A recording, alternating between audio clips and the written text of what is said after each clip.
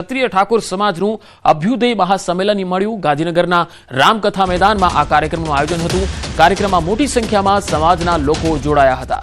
વ્યસન મુક્તિ, રોજગાર, શિક્ષણ અને યુવા શક્તિને જાગૃત કરવા ઠાકોર સમાજનું આ ચિંતન હતું। અડાલજમાં બનનારા સરસ્વતી ધામનું પણ ભૂમિપૂજન કરાયું। કાર્યક્રમ પાછળ કોઈ રાજકીય હેતુ નહીં હોવાનો ધારાસભ્ય અલ્પેશ ઠાકોરે દાવો કર્યો। સમાજની બદીઓને દૂર કરવા ક્ષત્રિય ઠાકોર સેનાએ 10 વર્ષ પહેલા અભિયાન શરૂ કર્યું હતું। કોંગ્રેસ સાંસદ જ્ઞાનીબેન ઠાકોર, પૂર્વ ધારાસભ્ય બળદેવજી ઠાકોર, પૂર્વ ધારાસભ્ય ચંદનજી ઠાકોર, ધારાસભ્ય રાકેશ ઝાલા, બાયડ ધારાસભ્ય ધવલસિંહ ઝાલા, કોંગ્રેસના આગેવાન જગદીશ ઠાકોર, પૂર્વ સાંસદ નટુજી ઠાકોર સહિત ઠાકોર સમાજના આગેવાનો ઉપસ્થિત રહ્યા। આ ઉપરાંત દિયોદર ધારાસભ્ય કેશાજી ઠાકોર, અભિનેતા વિક્રમ ઠાકોર, કીર્તિદાન ગઢવી પણ ઉપસ્થિત રહ્યા।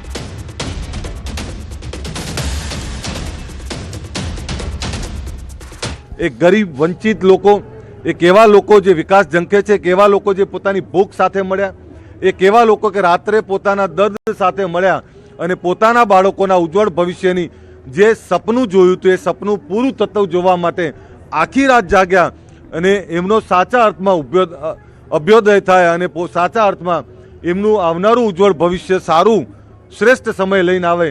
એનો મુખ્ય એજન્ડા આવનાર સમયમાં શિક્ષણ, ધંધા, રોજગાર અને બીજાની હરોળમાં સમાજ કઈ રીતે ઊભો રહે, સમાજને એકજૂટતા દેખાય। સરકાર પાસેથી માગણી કરવાની હોય તો ચાલુ ધારાસભ્યો હોય, સંસદ સભ્યો હોય માગણી કરે। વિપક્ષ તરીકે અમારે ક્યાંક એમને સૂર પુરાવવો પડે તો સૂર પુરાવીએ, પણ સાથે મળીને સમાજનું કામ કઈ રીતે રાજકીય રીતે, આર્થિક રીતે અને સામાજિક રીતે સમાજ કઈ રીતે આગળ વધે એ આજનો મુખ્ય એજન્ડા છે। અમારા લગ્ન મરણના ખર્ચા ખૂબ હતા। અમારી પાસે ખેતીની જમીનો ખરી, પશુપાલન ખરું, પણ રોકડ નહીં। જ્યારે પણ પ્રસંગો આવે ત્યારે ઉછીના પાછીના કરવા પડે, જમીનો વેચવી પડે। એ બધામાંથી અમને એનું વલણું કરતાં કરતાં એવું લાગ્યું કે સમાજમાં અંધશ્રદ્ધા છે, સમાજમાં કુરિવાજો છે, લગ્ન મરણ ને અન્ય પ્રસંગોએ ખોટા ખર્ચા થઈ રહ્યા છે। એ બધું કર્યા પછી 2 જિલ્લામાં અમે બંધારણ લોન્ચ કર્યું। અમને આશા હતી કે 15, 20, 25 હજાર લોકો આવશે, લાખોની સંખ્યામાં લોકો આવ્યા। જે તે સમયે મેં ગાવાનું ચાલુ ત્યારથી સમાજ માટે મેં ઘણા બધા ગીતો લખ્યા છે। મારા મોટા ભાઈ જીવરાજભાઈએ પણ, જેમ કે જાગો જાગો ઠાકોરો જાગો, જમાનો બદલાયો। એ વખતે આપણો સમાજ બહુ જ પાછળ હતો। અત્યારે તો ઘણો બધો સમાજ આપણો ઘણો આગળ આવ્યો છે, શિક્ષણમાં પણ આગળ આવ્યો છે અને વ્યસનમાં પણ એનો પાછું જવાની જરૂર છે, પણ એ બી આગળ આવે છે। બોલો, એટલે એમાં પણ પાછળ જવાનું, બધામાં આગળ નહીં આવવાનું। જો આગળ આવવાનું છે તો આવવાનું છે। તો સંમેલનમાં વિક્રમ ઠાકોરે નિવેદન આપ્યું। બંધારણમાં ડીજેના નિર્ણય પર તેઓ બોલ્યા। વિક્રમ ઠાકોરે કહ્યું, આ ડીજે વાળાનું જરા વિચારજો। વિક્રમ ઠાકોરે જ્ઞાનીબેનને પણ વિનંતી કરી હતી।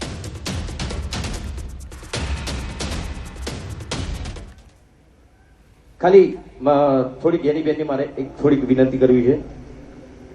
તમે જે સમાજ માટે બંધારણ આપણા સમાજના કલ્યાણ માટે કર્યું છે, બહુ સરસ કર્યું છે, પણ 1-2 એવી વાતો છે જે તમારી સમક્ષ રજૂ કરવા માંગુ છું હું। કેમ કે ઘણા બધા મને ફોન આવ્યા, કેમ કે હું પણ એક કલાકાર છું, એટલે ખાસ પેલા ડીજે વાળાનો બહુ ફોન આવ્યો। એટલે અરે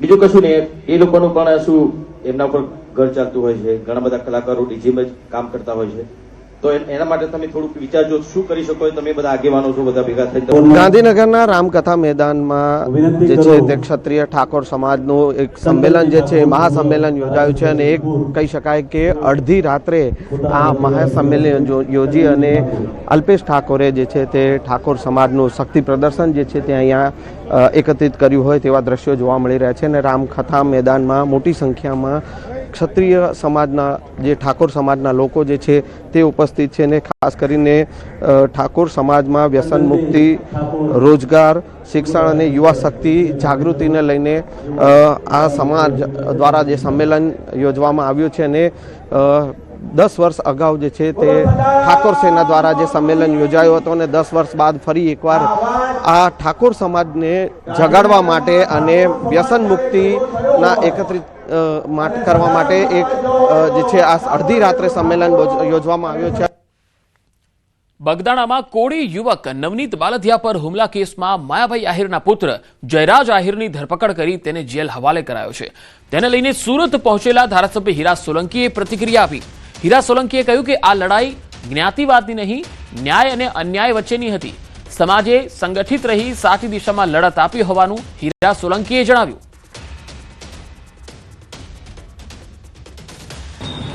કે નવનીતભાઈને જે ન્યાય મળ્યો અને સમસ્ત કોળી સમાજ એ જે ન્યાય અપાવવાના પ્રયત્ન કર્યા, અને ખાસ કરીને હું આભાર માનીશ આ સોશિયલ મીડિયામાં જે યુવાનોએ, અને ખાસ કરીને ભાઈ શ્રી ઝાલાભાઈ હોય, સનીભાઈ હોય, વિશાલભાઈ હોય, કે આવા સંગઠનોમાં જે રીતે સમાજને ઉપયોગી બન્યા. કોઈ સમાજ પ્રત્યે આપણે રોષ નથી, માત્ર ને માત્ર આ ન્યાય અને અન્યાયની લડાઈ હતી, અને એમાં આપણે સફળતા સરકારશ્રીએ આપણે અપાવી છે. અને સરકારનો પણ આ તબક્કે આભાર માનું છું, મુખ્યમંત્રીશ્રીનો આભાર માનું છું, હર્ષભાઈનો પણ આભાર માનું છું, અને ખાસ કરીને સમાજનો અમે ખૂબ ખૂબ આભાર માનીએ. લોક કલાકાર માયાભાઈ આહિરનો એક વિડીયો વાયરલ થયો છે. રાજ્યમાં ચાલતા હાઈ વોલ્ટેજ કોન્ટ્રોવર્સીમાં સૌપ્રથમ આડકતરી રીતે પ્રતિક્રિયા આપી હોય તેવો આ વિડીયો વાયરલ થયો છે. વાયરલ વિડીયોની ન્યૂઝ 18 ગુજરાતી પુષ્ટિ કરતું નથી. તો તેમણે આ વિડીયોની અંદર એવું કહ્યું છે કે હું નથી કહેતો, કૃષ્ણએ ગીતામાં કહ્યું છે જે થઈ રહ્યું છે એ સારું જ થઈ રહ્યું છે, અને હવે જે થવાનું છે એ પણ સારું જ થવાનું છે.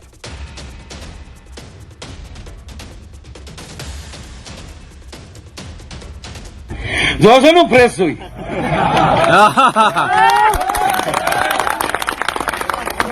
કારણ કે હું ગીતાને માનું છું, ભગવાનને માનું છું. જે અર્જુન જે થઈ રહ્યું છે એ બરાબર થઈ રહ્યું છે, અને જે થયું એ પણ બરાબર થયું છે, અને જે થશે એ પણ બરાબર. બસ આ દ્વારકાધીશ કહે હું નહીં. રાજ્યમાં કાતિલ ઠંડીથી આંશિક રાહત. ઠંડીને લઈ હવામાન વિભાગે આગાહી કરી છે. કેટલાક વિસ્તારમાં 2 થી 3 ડિગ્રી તાપમાન વધ્યું. નલિયામાં 9.4 ડિગ્રી તાપમાન નોંધાયું. ભુજમાં 11 ડિગ્રી, ડીસામાં 14.6 ડિગ્રી તાપમાન નોંધાયું. પોરબંદરમાં 12 ડિગ્રી, કંડલામાં 12.7 ડિગ્રી તાપમાન થયું. અમરેલીમાં 12 ડિગ્રી તો અમદાવાદમાં 17.2 ડિગ્રી તાપમાન નોંધાયું છે. તો ગુજરાતમાં કાતિલ ઠંડીથી આંશિક રાહત મળી હોય તેવા અહેવાલ આવી રહ્યા છે. ઠંડીને લઈ હવામાન વિભાગે આગાહી કરી છે, અને છેલ્લા 24 કલાકના જે આંકડા પણ આવ્યા છે એ પણ થોડા રાહત આપનારા છે. અમદાવાદનું તાપમાન 17.2 ડિગ્રી સેલ્સિયસ જોવા મળ્યું છે.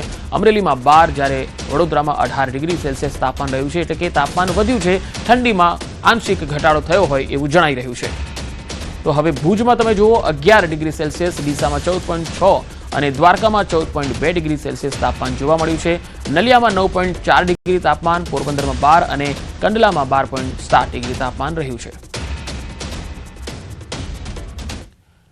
વડોદરાના વાતાવરણમાં પલટો આવ્યો છે. વહેલી સવારે ગાઢ ધુમ્મસની ચાદર છવાઈ ગઈ છે, અને આ ધુમ્મસને કારણે વિઝિબિલિટી પણ ઘટી ગઈ હતી. ઠંડીમાં સામાન્ય રીતે ઘટાડો અનુભવાયો છે. આ તસવીરો તમે જોઈ શકો છો વડોદરા શહેરમાં, જ્યાં વિઝિબિલિટી ઓછી થઈ ગઈ છે. ધુમ્મસનું વાતાવરણ છે. વડોદરા શહેરમાં વહેલી સવારે ગાઢ ધુમ્મસની ચાદર છવાઈ ગયેલી જોઈ શકાય છે, અને વિઝિબિલિટી ઘટવાના કારણે વાહન ચાલકોને પણ થોડી તકલીફનો સામનો કરવો પડ્યો, અને વાતાવરણમાં વડોદરામાં અચાનક પલટો જોવા મળ્યો.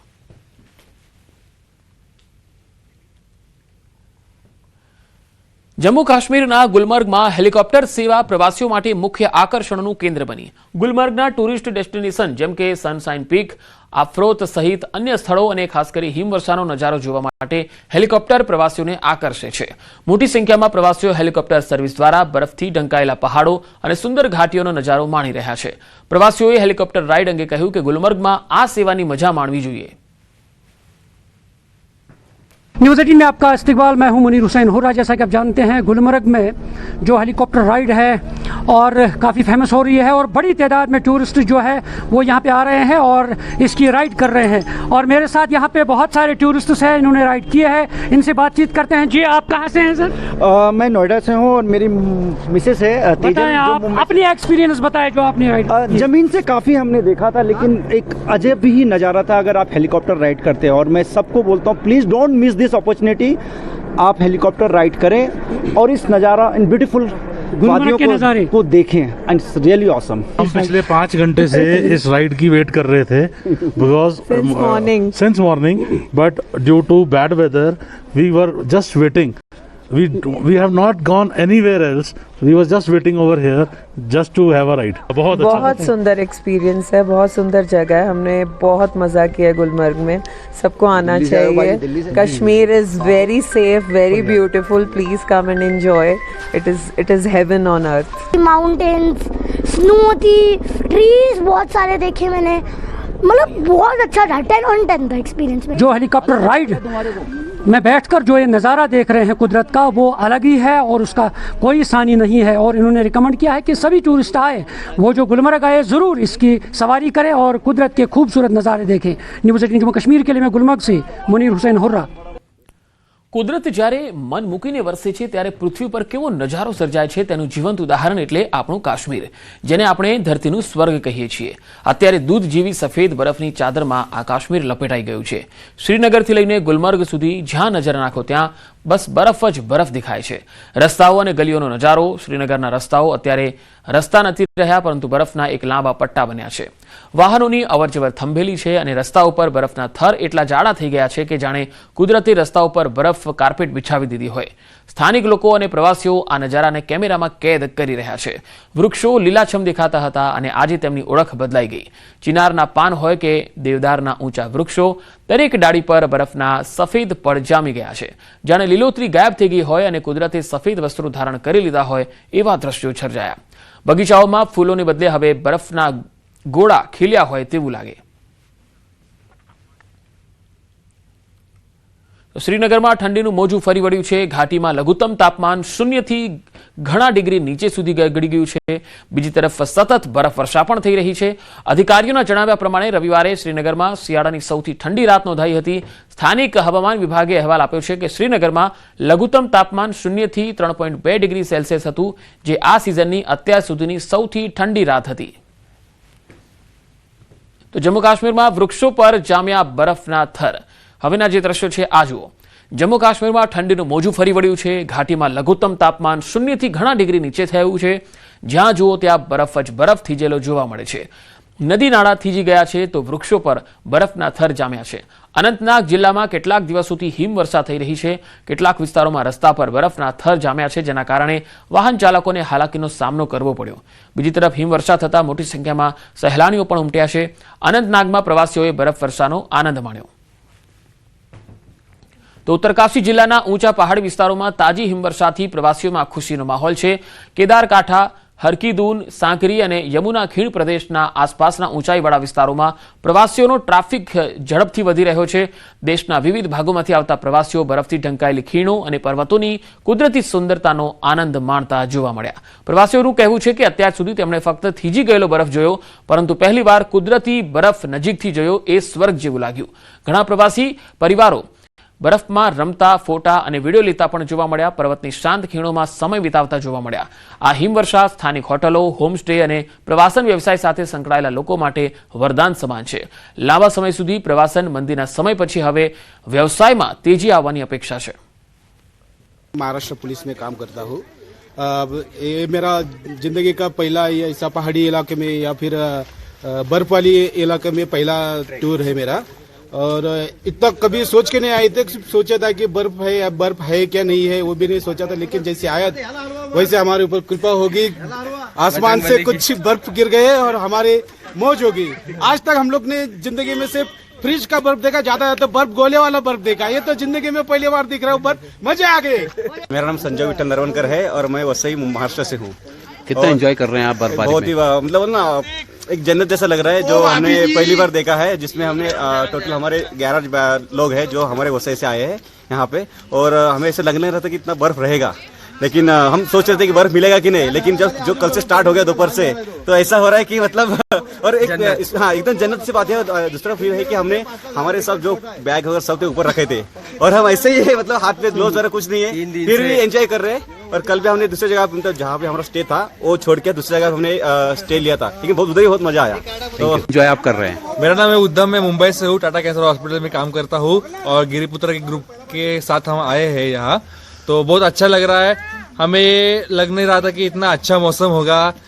हर जगह बर्फ ही बर्फ है, पूरी व्हाइट चादर सब जगह फैली हुई है। कितने खुश हैं आप? इतने खुश है कि ना बोलते हैं जन्नत का द्वार जो है वो अभी हम इधर ही दिख रहा है हमें। बहुत मतलब जता नहीं सकते, बता नहीं सकते, इतना हम खुश है। ઉત્તરાખંડના ચક્રાતામાં ભારે હિમવર્ષાથી જનજીવન ખોરવાયું છે। હિમવર્ષાને કારણે ચક્રાતા અને તેની આસપાસના અનેક રસ્તાઓ બંધ થયા છે, જ્યારે વીજળીના થાંભલા અને ટ્રાન્સફોર્મરને નુકસાન થવાના કારણે વીજ પુરવઠો ખોરવાયો છે।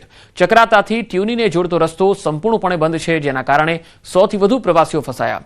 3 દિવસથી ફસાયેલ હોવા છતાં વહીવટી તંત્રએ કોઈ સહાય પૂરી ન પાડી હોવાનો પ્રવાસીઓનો દાવો છે। તંત્ર પાસે મુસાફરોએ મદદની માંગ કરી છે। વહીવટી તંત્રનું કહેવું છે કે ટ્રાફિક ક્લિયર કરવા જેસીબી અને સ્નો કટર રસ્તા પરથી બરફ સાફ કરી રહ્યા છે।